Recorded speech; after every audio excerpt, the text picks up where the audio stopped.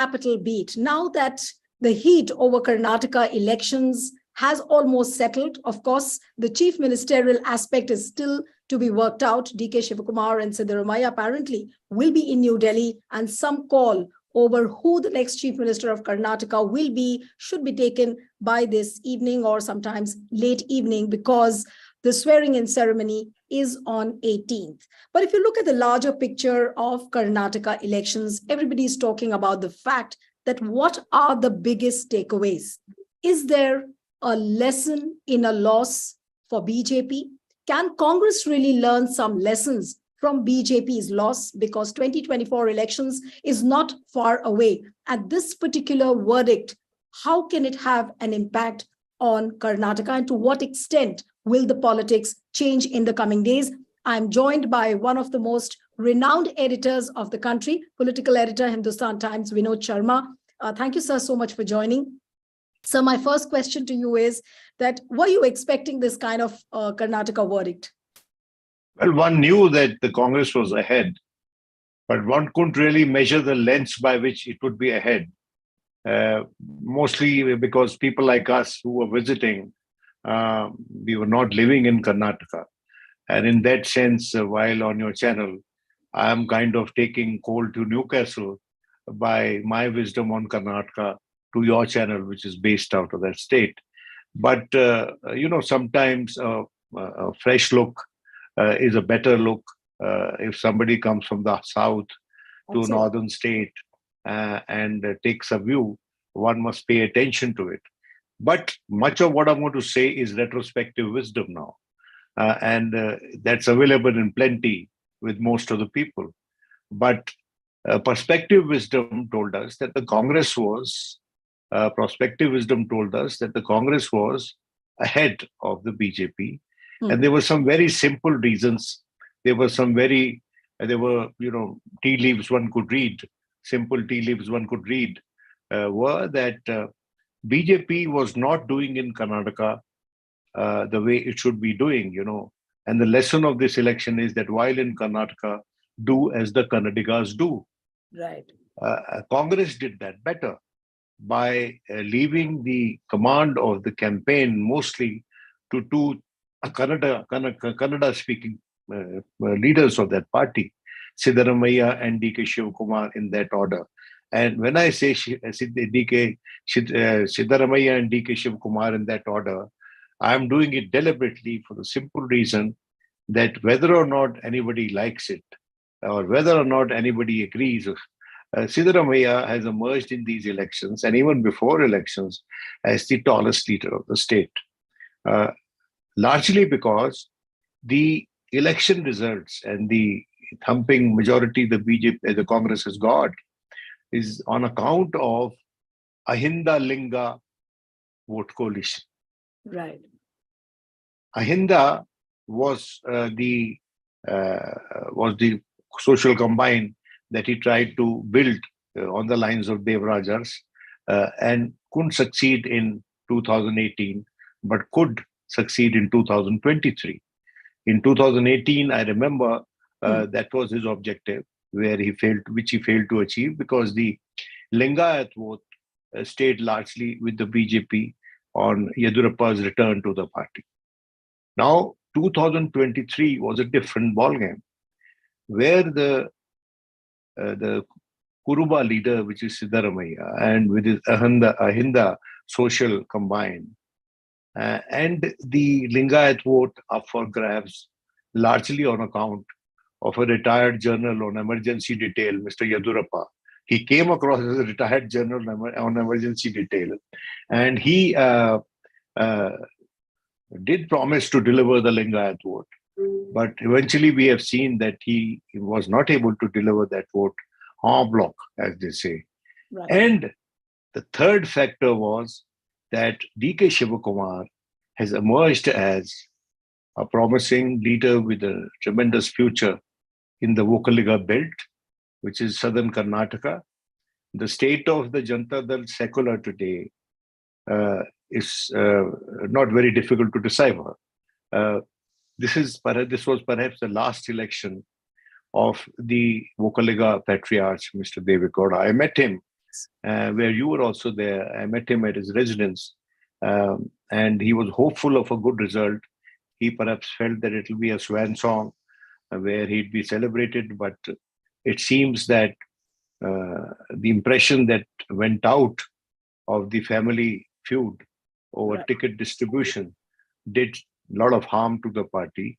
And secondly, I think that the Congress needs to compliment and thank the BJP for raising that Bajrang Bali thing, Bajrang Dal thing, and saying that it's an insult of Bajrang Bali, because the Congress promise of action against Bajrang Dal worked well with the minority vote, which went again, in huge numbers to the Congress at the expense of the Janata Dal secular, and that perhaps explains the tremendous result that the party has got, winning over 40 seats in southern Karnataka.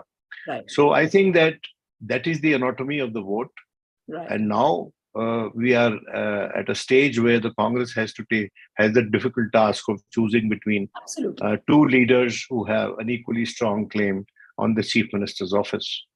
But Vinod sir, what I would like to know from you is that we do not know, of course, in whose name the declaration is going to be made. In all likelihood, probably it's going to be Siddaramaiah. But looking at Congress party, when it does well like this, it almost sets an example for other parties as well as to how you should win an election in a state like Karnataka. But even after victory, there is a tremendous challenge before the grand old party of whom to pick the leaders. Now, why is this challenge? And this challenge is existing in almost every state, whether it is Chhattisgarh, whether it is Rajasthan, and now, of course, it's Karnataka. Is this the biggest challenge for a party which says that it's very, very democratic? Well, call it challenge or a difficult choice, but it is a difficult choice. And the simple explanation being that there are two contenders to the office, and the Congress party has to err on the side of caution. Right. And what is that cautionary note? I'm not a soothsayer to be predicting what's going to happen tomorrow, tonight, or by the 18th when the swearing is scheduled. The Congress has announced that. Right. I personally believe that on the basis of logic, circumstances, and to be erring on the side of caution, than to be taking a bold risk, it is Siddaramaiah who is going to be getting that office for whatever term, half a term or a full term, that the party strategy will decide. And also that how much insistent is Shivakumar on being chief minister. Shivakumar is a very pragmatic politician. Right. He is, I think, a great utility politician for the Congress party. While Siddaramaiah is a mass leader, Mr. Shivakumar is a tactician who is also a utility politician, comparable with the late Pramod Mahajan, comparable with Amar Singh, comparable with Hemant Biswa Sarma, who happens to be CM today of the BJP in Assam. He's an ex-congressman. But there is one difference, that compared to Hemant Biswa Sarma, Mr. D.K. Shivakumar his loyalty is unwavering vis-a-vis the Gandhis. And he's already said that he will go by the call of the party high command, which in this case means Mr. Mallikarjun Kharge, who's the de jure president, and also the Gandhi family, which is the de facto, what should I say, mascot of the party. So I think that Siddaramaiah should get it also for the reason that, you see, like in the case of Gujars and Meenas in Rajasthan, which is one reason why Sachin Pilot's road to CM's office has not been easy, because the Gujars and Meenas don't see eye to eye with each other. And that is why these two communities have never had a chief minister in Rajasthan. But unlike here, but that is unlike in Karnataka, where which has seen Vokaliga and Lingayat chief ministers. But if a Kuruba is made a chief minister, the reaction or a blowback from the Lingayats to a Vokalaga chief minister, it will be much lesser or won't be existent at all. Right. Especially when I have said, and when many people believe that the results of the Congress party have their genesis in the social alliance called Ahindalinga, which has happened this time. Right. So I think that the party should build on this achievement, and party should be able to persuade Mr. Shivakumar to wait his turn. He's younger. Siddaramaiah told me in an interview that I said, you are 75 and you have said this is your last election. Why are you saying this is your last election? Amongst your opponents, your party chief is 80, Mr. Mallikarjun Kharge, and Mr. Devegowda is 89, and you are 75 and you're saying that this is your last election. He says, I don't want to be in electoral politics after I'm 80. And I said, so? And he said, my actual age today is 76. So he would be turning 80 a year before he completes his term. And maybe an arrangement can be worked out that when he turns 80, he gracefully hands over the reins to Mr. Shivakumar, DK Shivakumar, if it suits the party at that juncture. Absolutely. That's also important, whether a leadership change suits a party at a particular juncture. So there are two questions they have to answer, the Congress leadership. One, who is more suitable in the given circumstances as chief minister? The answer to that could be that the claim of Mr. Shivakumar is somewhat diluted by the Damocles sword of the ED hanging over his head. There is no such Damocles sword hanging over Mr. Siddaramaiah. Yes. And secondly, he has an established administrative record in the state between 2013 and 18. He did fairly well as chief minister, not very many scandals, and his personal image remains untainted. Absolutely. But the channels which are overplaying the divisions between DK Shivakumar and Siddaramaiah, they have been overplaying the divisions since yesterday. That look, what will happen, we do not know, but it looks like an unstable relationship between DK Shivakumar and Siddaramaiah. In fact, on Twitter, I noticed some very interesting comments, and I thought of asking you this question particularly, that can we see a repeat of what happened with Eknath Shinde? Because people are trying to make comparisons.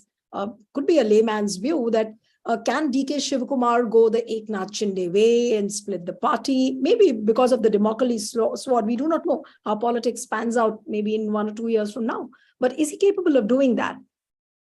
If he hasn't done it till now, and there were adequate reasons for him to do it, why would he be spoiling his own legacy by, vitiating the mandate to which he has contributed immensely for the Congress party?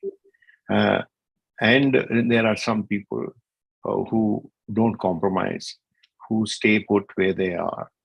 One saw that during post-emergency, during the Janata Party rule, Shah Commission, I was a young rookie reporter at that time, and there were people who stayed put with the party, and they didn't allow themselves to be swayed or pressured into betraying their leader.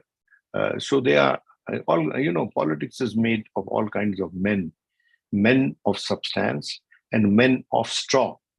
I believe that Shiv Kumar is a man of substance. He's not a man of straw. A.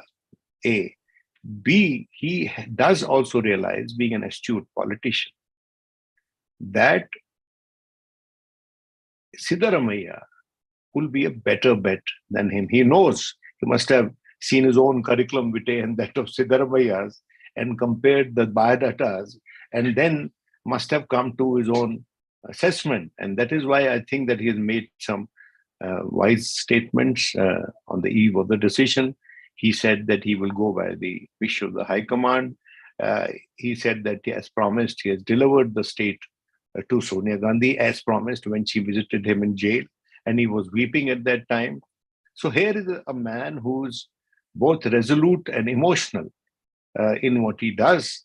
And I personally believe that the possibility of Mr. Shivakumar turning an Eknath Shinde is remote. Right. Nothing can be ruled out in politics. But if he's made chief minister, you said certain TV channels and all that.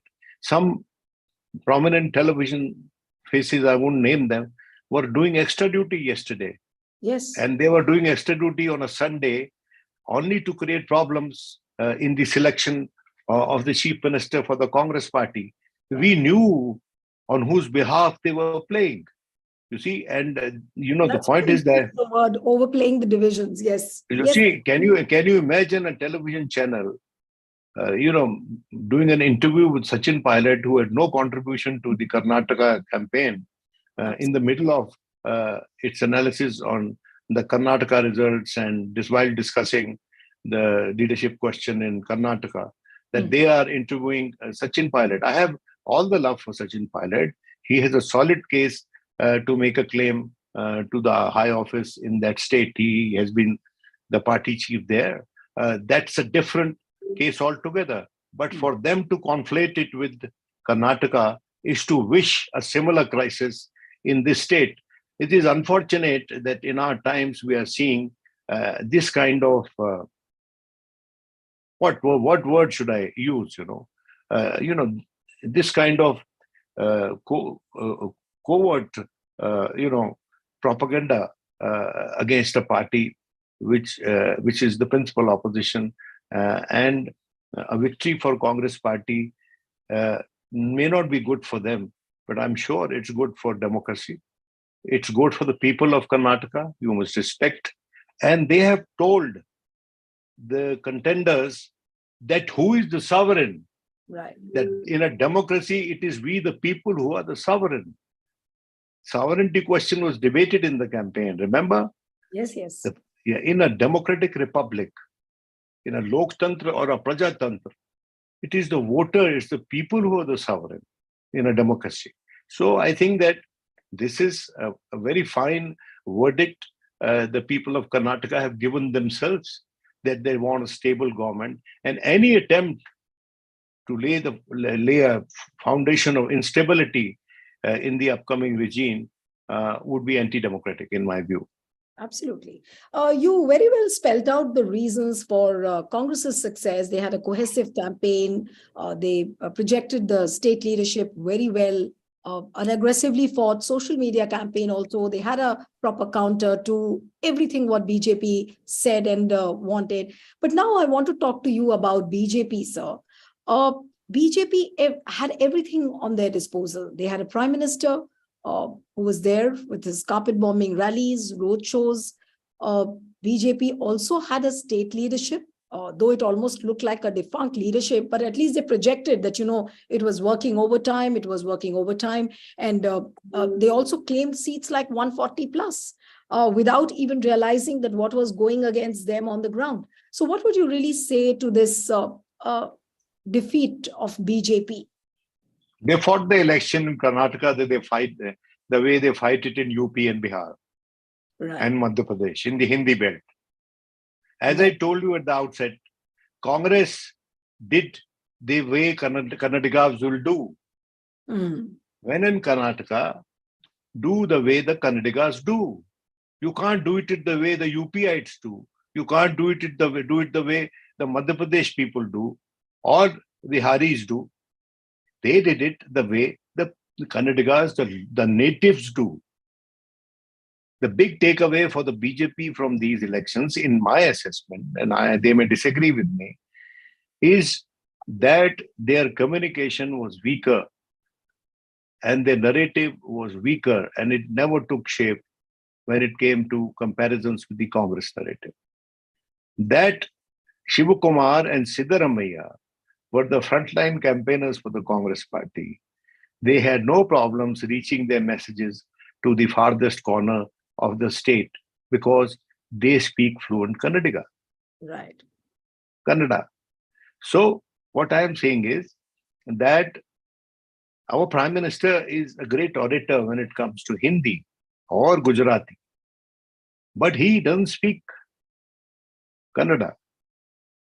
And that is why his communication, his messages weren't reaching the people as effectively as they reach in the Hindi belt. A. B.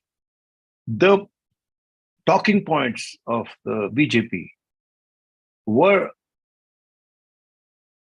I think that uh, they were negative in the sense that for a people who were looking for hope, they were talking about there being riots, dangas, if the Congress came to power. They raising the Bajrang Bali issue. Without even once, perhaps, no leader was uttering the word Anjani, because Lord Hanumana is known as Anjani in Kannada.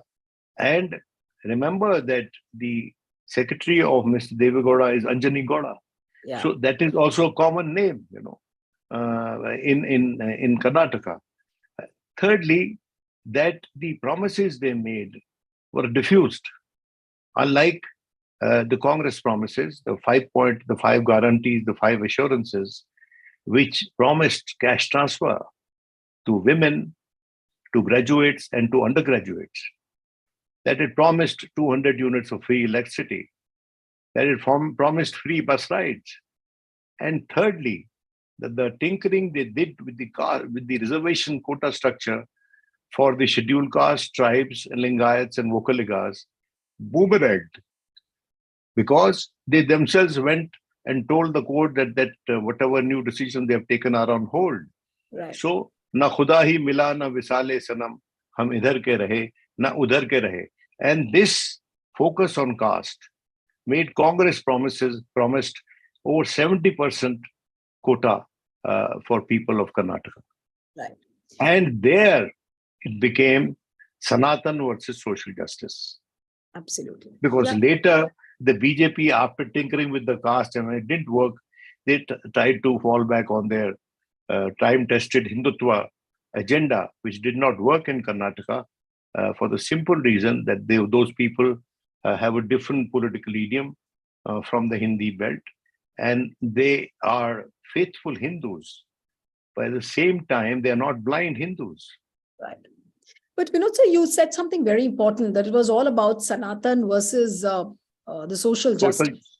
Yes. So is this...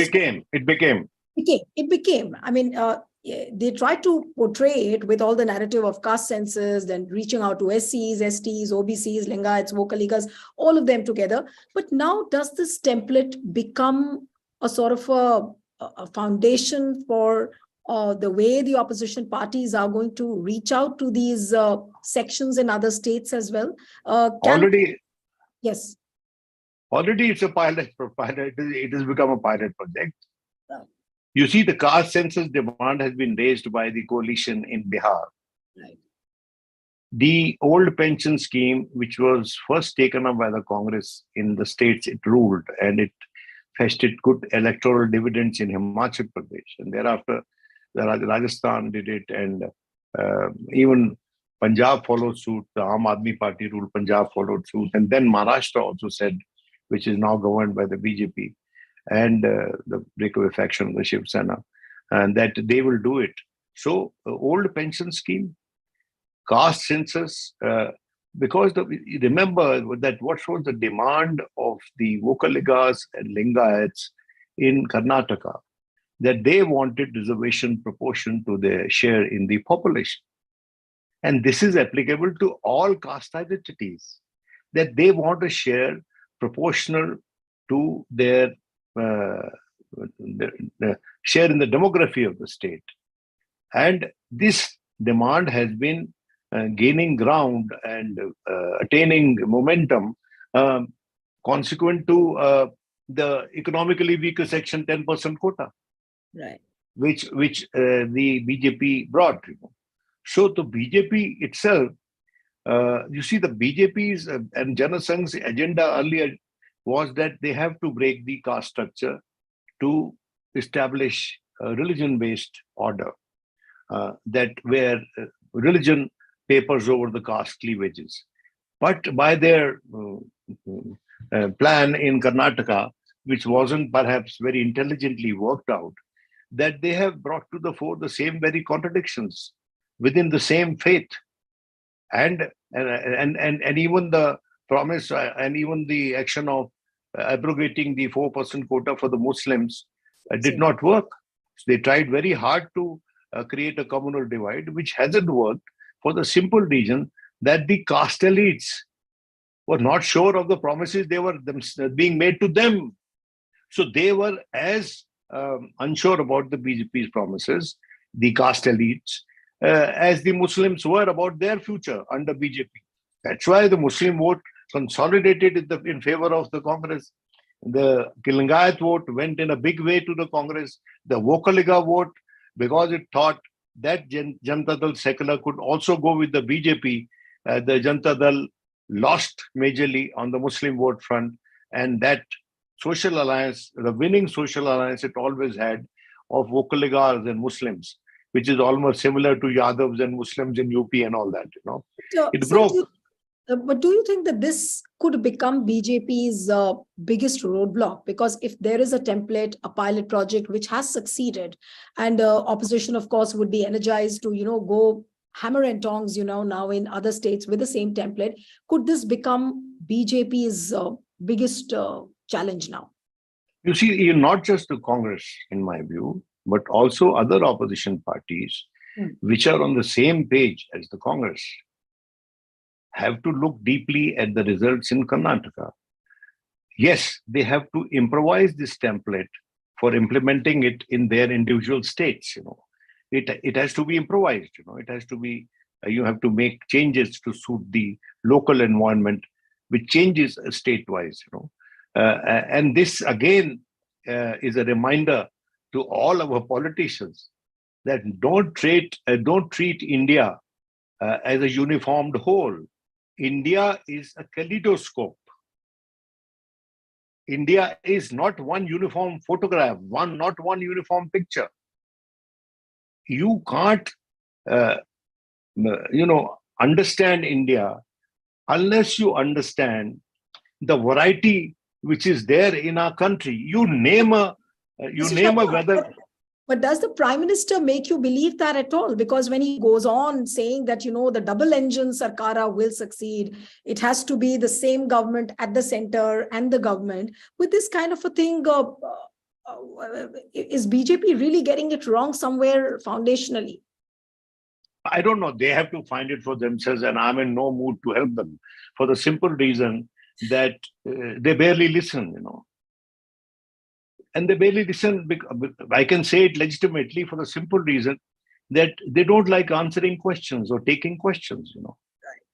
And it is the question and answer which leads to exchange of views. And I personally feel that much of their dominance in social media is also making them deluded by their own propaganda. You see, a political party always runs the risk of being deluded by its own propaganda when it seeks to control channels of information and communication. Indira Gandhi did it and paid a heavy price. In the past, governments have done that and paid a heavy price. That is why the democracy has to be retained and pursued with most of its attributes. You can control some of the attributes depending on your crisis situation or whatever. But you cannot be, perhaps, for instance, you cannot use a humanitarian crisis like COVID to put a stop on individual freedoms. Absolutely. You cannot always invoke national interest and national integrity to tinker with the basic features of the Constitution and thereby the basic rights of the people. So what I am saying is, with all humility to the BJP, because we may like it or not, it holds the reins of our destiny in the immediate future. And if it wins the 2024 election, it may be there for longer. One has no issues with any party ruling for long periods, so long as it is ruling fairly, Absolutely. without painting the individual voter in a corner, and delivering justice to all uh, with equitable proportions. So I think that this election is a lesson for both the BJP and the Congress party. Congress party, because it has been a laggard in the class since 2014, and BJP has been passing in terms of public endorsement with distinction, more than a distinction. The Congress needs to be a fast learner, and the Congress should also now realize that this victory should not go to its head while it negotiates with other political parties to set up one-on-one contests against BJP across states. It should be willing to give cede space to regional parties which are stronger than the Congress. So the primacy should be determined provincially on the existing strength of the parties which are wanting to do a concert nationally. But Mr. Sharma, you used an interesting phrase when you talked about the pace. And I was wanting to ask you that can Congress now really match up to BJP's pace? The pace at which BJP does the propaganda, the pace at which they roll out narratives, the pace with which they create and manufacture things. Would Congress really be able to do that now with this success? Or they would have their own tried and tested method, and they will go out to people with the emotions, with the resolve? Yes. Congress, because you see, when you are not in power at the center, then you have very limited means to play the politics of patronage. Politics in India has been the politics of patronage for a very long time. The loyalties are retained, they are transferred, they are bought on the strength of your ability to extend patronage. And the ability to extend patronage enhances manifold if you are in power at the center. The BJP today is at power at the center and therefore has a distinct advantage vis-a-vis any political party, notably the Congress, which is not in power at the center and which has been progressively losing power in states till before the recent reversal of that trend with Himachal and now Karnataka. So I'll have to wait to come to a conclusion. I'll have to wait till elections happen in Karnataka, in Madhya Pradesh, in Rajasthan, in Chhattisgarh, and thereafter Telangana and other states to come to some conclusion about the Congress's ability to face up to the BJP. But Congress, one thing can be said for sure, even if they win couple of elections in the upcoming states which are due for polls, they cannot assume that they are the samurai who can take to the arena and fight that ferocious bull, which is the BJP. You see, the BJP is a party with a lot of resources at its command, a lot of cadres at its command, and it has no qualms breaking precedents, some of which we see as healthy precedents. There are no qualms breaking that precedents. And for that reason, the BJP, that's an asset of the BJP. But it becomes also a liability of the BJP when the opposition levels charges of cronyism. Absolutely. And then people see that BJP is behaving in a manner so ostentatious that no other party has behaved in this manner in the past. Even Indira Gandhi's Congress was not that ostentatious with its demonstrative endowments, so to speak. I'm not using any word which would be not parliamentary. But in order to convey the thought to you that a political party cannot be ostentatious beyond a point. A political party cannot escalate a conflict, political differences beyond a point. In a country which has been brought up on Bapu's teachings of non-violence, and Bapu, who was a saint, who was semi-nude, he never even overclothed himself. So, to come across as austere in public life pays in the longer run. And every party should remember that. And party in power should especially remember that. Absolutely. So before I come to you with the questions on JDS, I would like to take one or two questions on BJP and RSS also. Now, the often asked question since the time the Karnataka results have come is that the Modi magic has failed. Modi is not invincible. But what about RSS? The experiment of Hindutva has failed miserably in Karnataka.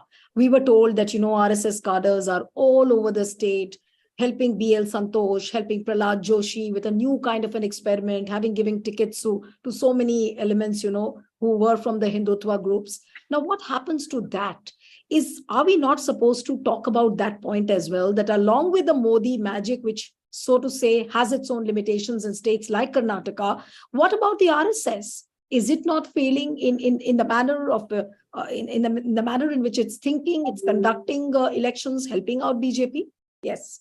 No, the point is that it doesn't serve any purpose to sit in judgment over the Prime Minister's ability, campaigning abilities, his electioneering, and whether his magic has worked or not, or whether the Hindutva magic has worked or not.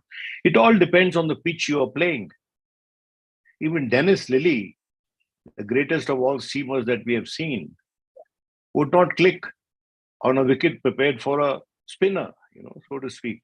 So what I am saying is that political parties should play according to the turf on which they are. And that is where the BJP missed badly the bullseye. It missed the plot. It could not create a plot. Right. And the Congress, which was listening to its local leaders, and in a campaign where the local leaders were calling the shots, the Congress was closer to popular aspiration and popular pulse. And that is what helped the Congress. And this should be the template for the Congress party in every single state where it goes to contest elections. It should give respect to the local faces. It should build the local chieftains. It should create outposts which are strong. That is what Nehru used to do. He used to call Pratap Singh Karon as the Lion of Punjab ka Sher. You see, the point is that Congress party ruled the country for so long because it was this country's first implicit coalition of ideas. When it ceased to be an implicit coalition of ideas, then even when it tried to be an explicit coalition of ideas, it could not make the template work for itself. So the Congress party has to delegate and decentralize power. The Congress party has to get its ear to the ground to know what the people want to hear. And the Congress party should not allow itself to be deterred by the propaganda of soft Hindutva and hard Hindutva. I've always believed, and this is a very debatable point I'm going to make here, Neelu, that what is soft Hindutva? When was the Congress not soft Hindutva? Where did Mr. Madan Mahal Malviya come from? Where was Mr. Govind Vallabh Pant? They were all from this party. And it was successful because it contained all ideological streams, the left and right and the center. The same very party had Friends of the Soviet Union within its fold. very clearly defined left of the center stream and a very clearly defined right of the center stream. And the BJP makes a big hullabaloo of the differences between Pandit Nehru and some of his peers, his colleagues, over the reconstruction of certain temples which were invaded and which were destroyed and damaged by Muslim invaders.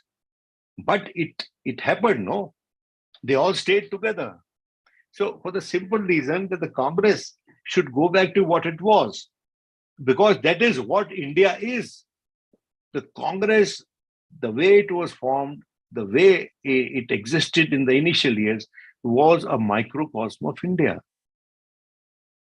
Only a political party which is a microcosm of India in terms of its principles, policies, its membership, its impulses, its ability to be there with the people and hold hands across the corners of India, can be the party of India. So by that yardstick, Vinod sir, BJP already has begun making the mistakes which Congress did. BJP is trying to become a latter-day Congress. I don't understand why they have to do that. Right. They are becoming a latter-day Congress. They tried to be a latter-day Congress. You see, there is an allegation and a feeling, and if that is wrong, then they must address that perception that certain this choice of leaders in these elections which they have lost was basically aimed at eliminating the influence of those who would earlier stand up to the high command, namely people like Yedurappa. And making an example of the Yedurappa overtly or covertly, it did not help the party. It didn't help them. Sidelining of Yedurappa is one of the key factors why BJP lost, because there was a perception that without Yedurappa, BJP can't win Karnataka. It is an important indicator for the BJP, whether they want to read it or not. And not just that, some of his closer states were denied ticket. Shetter was one. He left, and Savadi and others. And I was reading a report in a newspaper that about 11, 12 seats they lost because Yedurappa camp followers turned rebellious. So they joined JDS or Congress or contested as independents. I don't know how much of that analysis is correct, but surely, it isn't smoke without fire. There is something to it which the BJP must read and try and decipher and maybe correct it elsewhere where they're contesting elections. And secondly, you see, the central leadership today of the BJP is as domineering in states, leave alone at the center, as it was Indira Gandhi's during her time. So I think that, for a party which always fought for center-state relations, was one of the first protagonists, supporter of the Sarkaria Commission, which on center-state relations, and which has always campaigned against Dhara 356, sending the assemblies packing and elected governments packing, and that is their track record, and they can't just certainly break free of that. I believe a shining past just because it doesn't suit them because they are in power. So I think the BJP must be honest to itself. Absolutely. Or if not to itself, at least to the party from where it from out of the womb of which it came, the Janasangh. You see, so it is not to say. You see, the BJP also and the Janasangh before that has also had some very good leaders. One disagreed with them, but one really wanted to engage with them, and one did engage with them. One supported them on issues, But as of today, even if you go around with a magnifying glass looking for an issue or a statement that you want to support, which is coming from their camp, it's a problem for some people like us. We want to be proven wrong by them, really, sincerely, all in the interest of democracy, fair play, and distinguishing politics from what we are outside of the political sphere, good people to each other. But sir, now I'm wanting to ask you a few questions on JDS that, of course, now it looks like an existential crisis for JDS because the entire bastion of JDS looks like a crumbling palace now. We do not know Nikhil Kumaraswamy, HD Kumaraswamy's son, fought an election. He lost. And the entire stronghold of JDS has been weaned away out of that family on the basis of which it existed in the state. It also attained the post of the prime minister.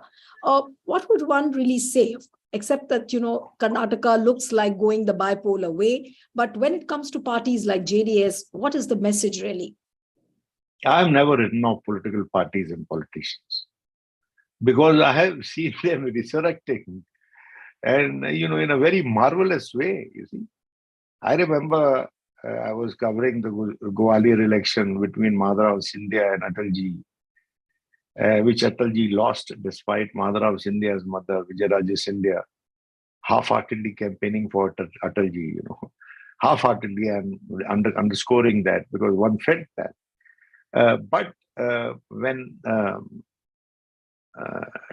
the voting was over, next morning I met him at his dera, and he says, "Ab to dibbe mein band hai kismat hamari," Atalji bole. And later at his Ashoka, at his Raisina Road residence, I met him when he had lost election. By next morning, around 12:31, I think, he was trailing and all. I went to him and he said, "Well, I've just lost a battle. The war is on, And then this man who, in 1996, did not even take a confidence vote, and there was a debate, and then he had to quit his government in 13 days, and then 13 months, and then a full term, partially less, because he allowed himself to come under pressure from Chandrababu Naidu to prepone the election, and which Naidu lost, and he also lost. The point is that there was a man who served thrice as prime minister when his party got reduced to 2 seats because of his very, very bold and very honest campaigning in 1984, which saw him reaching out to the Sikh voter, which the Congress was not approaching. And he kept alive the secular character of the Indian vote. In that sense, Atalji was a great leader. Absolutely. And he became thrice the Prime Minister of India. And he still remember for some of the things that he did. Similarly, Chandrababu Naidu lost 2004. 2004 was an election that saw the defeat of 2 phases of first-generation economic reforms in the states, S.M. Krishna in Karnataka and Chandrababu Naidu in Andhra Pradesh. And they both lost. So this happens. Some people who look ascendant lose. Some people who look descendant win. And politics is like that. So never write off a political party. But JDS, as for the future, I believe that you cannot write off the JDS. Okay. Though it is today facing an existential crisis in its home base, which is South Karnataka, and it will have to win back the trust of the Muslims. But what will happen to the internal family feud after Deve Gowda is the big question. Right. And the speculation and what I heard in Karnataka during my stay there was that if Mr. Kumaraswamy continues to be the way he is, that even his brother may quit the party and join some other party, Revanna. I don't know how far that is true, and I hope that it is not true, for the simple reason that the people of Karnataka require as many choices as possible. in a democracy. But if the polity becomes bipolar, then a natural casualty will be the Janata Dal secular. It can happen, it may not happen. It all depends on destiny. And Deve Gowda, it's my first-hand experience that Mr. Deve Gowda, when in 1996, after the Atal Bihari Vajpayee government went away, he became the choice as Prime Minister. And while that was being discussed, the discussion also brought up the names of Jyoti Basu, if you remember, and his party central committee said no. They said we will not be part of a government where we cannot determine, we don't have the numbers to determine policy. And then VP Singh ran away from his house when 3 chief ministers went to request him to become Prime Minister again. And he later told me that I'm not a fool to be assuming that I'd be the candidate for Prime Ministership and the Congress will support me, because he was a rebel. So then finally it became Deve Gowda. And I just went to Deve Gowda in Karnataka Bhavan, and he was having a glass of milk with ragi balls. He was rolling ragi balls, and we were talking, and suddenly something, I naughtily asked him, I said, Gowda Garu, how can you be Prime Minister? You come from a small party, small state, 28 MPs and all, and you don't have all 28 MPs from that state also. So how can you be Prime Minister? So he kept down the ragi ball which he had rolled, and he wiped his hands with the Angvastram, his choga he was having. And then he said, if it is written here, nobody can stop it. So if it is written here for H.D. Kumaraswamy or Remanna or his third son, nobody can stop it. But if it is not written here, nobody can read it. We'll get to know only with the passage of time. Absolutely. So one last question. I know I've hijacked you like for an hour, but it's never enough. When I personally speaking, when I start talking to you, it just seems like, this conversation should become endless, but I know it can't be like that. But 2024 elections is just around the corner. What kind of an impact is Karnataka really going to have, on the days ahead? Are we going to see a cohesive opposition? Are we going to see Congress in a principal opposition role where it'll take along other parties and other regional parties, which so far were not seen going along with Congress? Will they really come along and recognize where Congress is? Yes, sir. It's hard to guess the nature of the beast, and I have no pretension. I have no crystal ball, and I have no sense of clairvoyance also that I can predict the future. But one only hopes that, you see, the fact that there are cases against prominent politicians, which can lead to disqualification the way Rahul Gandhi has been disqualified. And this has convinced most opposition leaders that either they hang together or they'd be hanged separately by the BJP. And that is the guiding factor which may bring them together, see reason, and be accommodative to each other. But the Congress party has a role, has to play the impresario, the anchor, in a very deft way, without coming across as a party that's throwing around its weight just because it has won a big election. It should be reasonable. In a coalition, you give some, you take some. As in politics, you win some and you lose some. So if that is the approach, there would be a better fight against the BJP. But as of today, the BJP seems formidable. And the promise which the opposition should show, the first evidence of that promise is awaited. So once that evidence happens, I think we'll be able to judge it better. But 2024 will not be a cakewalk for BJP, certainly. Well, I do not know. No election is a cakewalk. But the Bharatiya Janata Party will try and will in all eventuality, in my view, as of today, and I will stand corrected and I'll have the right to amend this opinion later because it's too far away from 2024 still, that the Bharatiya Janata Party, as of today, seems in a good position, at least a assured position of being the single largest party in the new Lok Sabha. Now, how large will be the single largest, I cannot say, but most certainly it so looks like a party which can be the single largest party. And the challenge before the Congress in its given state is to get 100 plus seats. If the Congress crosses the 100 mark, then the BJP cannot cross the 272 mark. Absolutely.